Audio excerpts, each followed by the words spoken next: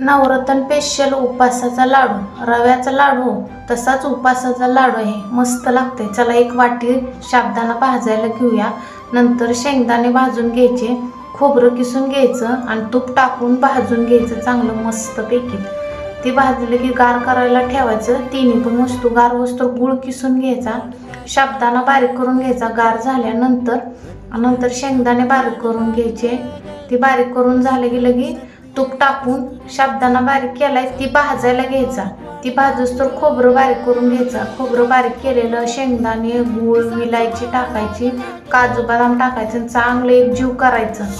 एकदम मस्त, एकदम सुटसुटीत होते आणि वास तर एकदम मस्त यायलाय खमंग। आणि नंतर एक जीव करण्यासाठी अजून मिक्सरला बारीक करून घ्यायचं, लय पण बारीक करून घ्यायचं नाही। आणि ती बारीक केल्यानंतर बघा कसा लाडू व्हायला लागला। आणि काजू लावायचं किंवा बदाम लावून घ्या बांधून, कसा रव्याचा लाडूनी दिसतंय ना।